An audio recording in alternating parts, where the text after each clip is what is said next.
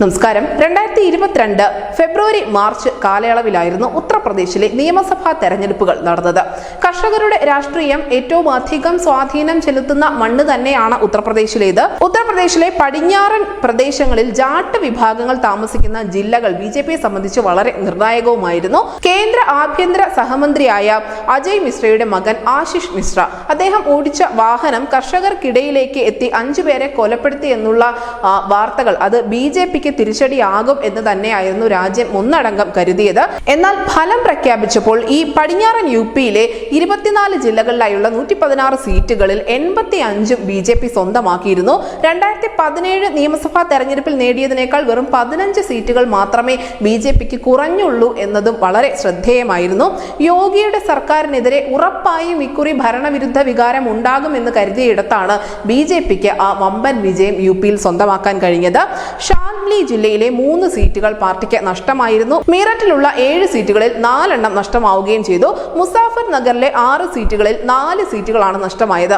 എന്നാൽ ജാട്ട് വിഭാഗങ്ങൾ കൂടുതലായുള്ള ആഗ്ര, മധുര, അലിഗഡ് എന്നിവ ബിജെപി തൂത്തുവാരുകയും ചെയ്തു. സംഭവം നടന്ന ലഖിംപൂരിൽ വരെ ജയിച്ചത് ബിജെപി ആയിരുന്നു. കാരണം അവിടെ ജാതി പോരായിരുന്നു നടന്നത്. സിഖുകാരും ബ്രാഹ്മണരും തമ്മിലുള്ള പോരാട്ടം എന്ന നിലയിലായിരുന്നു അവിടെ നിയമസഭാ തെരഞ്ഞെടുപ്പിന് കളമൊരുങ്ങിയത്. കൂടാതെ കർഷക പ്രക്ഷോഭത്തിന്റെ പശ്ചാത്തലത്തിൽ ബിജെപി ഗുജ്ജറുകളുമായി ധാരണയുണ്ടാക്കാൻ മറന്നിരുന്നില്ല. ഇതായിരുന്നു പ്രതിസന്ധികൾക്കിടയിലും അനായാസമായി നിയമസഭാ തെരഞ്ഞെടുപ്പിൽ വിജയിച്ചു കയറാൻ ബിജെപിയെ സഹായിച്ചത്. 403 സീറ്റുകളിൽ 255 സീറ്റുകൾ സ്വന്തമാക്കാനും ബിജെപിക്ക് സാധിച്ചിരുന്നു. 2 വർഷങ്ങൾക്ക് ശേഷം വീണ്ടും കർഷക പ്രക്ഷോഭം ഉണ്ടായിരുന്നു. ഇത് ബിജെപിക്ക് ഉറപ്പായും തിരിച്ചടിയാകുമെന്നുള്ള ആത്മവിശ്വാസം പ്രതിപക്ഷ മുന്നണിക്കും മോദി വിരുദ്ധ മാധ്യമങ്ങൾക്കുമൊക്കെ ഏറെയായിരുന്നു.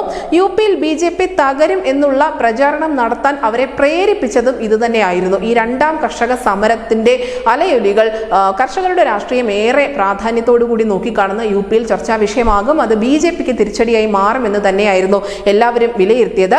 പക്ഷെ അതൊന്നും ഈ പാർലമെന്റ് തെരഞ്ഞെടുപ്പിൽ സ്വാധീനം ചെലുത്താൻ പോകില്ല എന്ന് പഴയ നിയമസഭാ തെരഞ്ഞെടുപ്പിന്റെ ഉദാഹരണം ചൂണ്ടിക്കാണിച്ചുകൊണ്ട് ഉറപ്പിച്ചു പറയുകയാണ് രാഷ്ട്രീയ നിരീക്ഷകർ.